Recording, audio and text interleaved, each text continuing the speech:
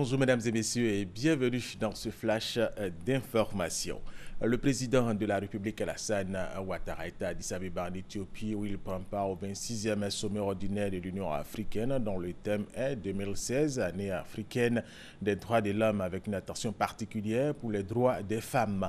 Avant ce sommet, il s'est tenu hier vendredi à Addis Abeba la réunion du Conseil de paix et de sécurité, une réunion à laquelle a pris part évidemment le président Alassane Ouattara. Il a été question de la lutte contre le terrorisme et les crises au sud du Soudan et au Burundi. Nous y reviendrons à 13h. Ici, en Côte d'Ivoire, le Premier ministre Daniel Kablan-Duncan a visité le siège du Centre d'information et de communication gouvernementale, CICG. Le chef du gouvernement ivoirien est allé s'imprégner du fonctionnement de cet outil de communication sur les actions du gouvernement. Kwasi Mamadou.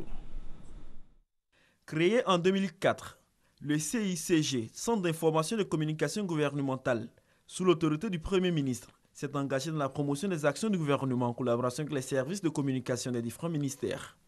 En plus de promouvoir les actions du gouvernement sur le terrain, le CICG fait également remonter au gouvernement les préoccupations des populations.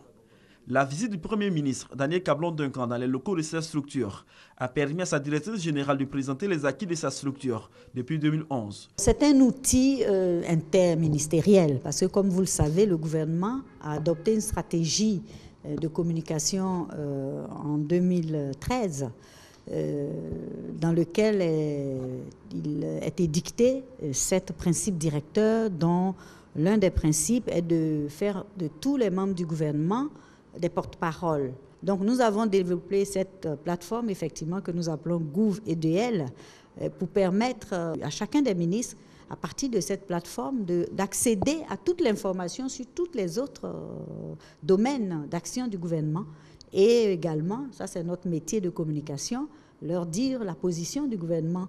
Le Premier ministre Daniel Kablan-Duncan salue les initiatives du CICG.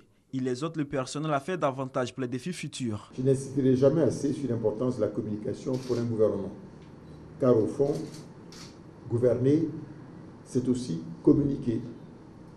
L'Ivoirien nouveau, comme vous le savez, constitue le 5e engagement de son Excellence Monsieur le Président de la République en vue de l'émergence à l'horizon 2020.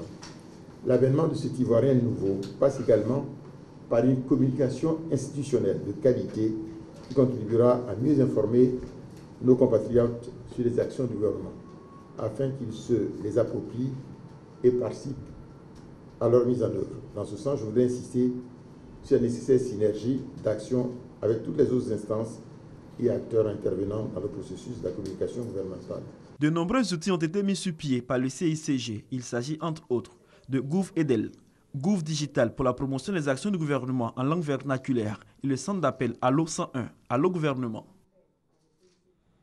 Autre sujet, 947 élèves, commissaires et sous-officiers de la police nationale veulent entrer dans la grande famille des forces de défense et de sécurité. Après une formation commune de base de 3 mois, ils ont été présentés au drapeau au cours d'une cérémonie à l'École nationale de police. C'était en présence du ministre d'État, ministre de l'Intérieur et de la Sécurité, Ahmed Bakayoko.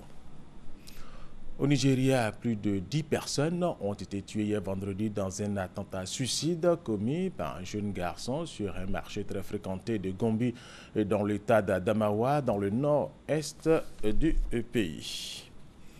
Et puis, 2 officiers de police égyptiens ont été tués et 5 autres blessés hier vendredi lors d'une attaque à la bombe contre leur véhicule blindé dans la péninsule du Sinaï. L'attaque, la 2e du genre en quelques jours, s'est déroulée à proximité d'une école dans la ville d'Al-Harish. Et puis nous allons terminer avec cette information. La présidente Dilma Rousseff a assuré hier vendredi que le Brésil allait gagner la guerre contre le virus Zika, alors que des scientifiques estiment que le pays n'a pas réagi à temps face aux moustiques vecteurs de l'épidémie et craignent que les JO d'août soient une source de contagion. Et c'est la fin de ce flash d'information. Merci de l'avoir suivi. Je vous retrouve à 13h.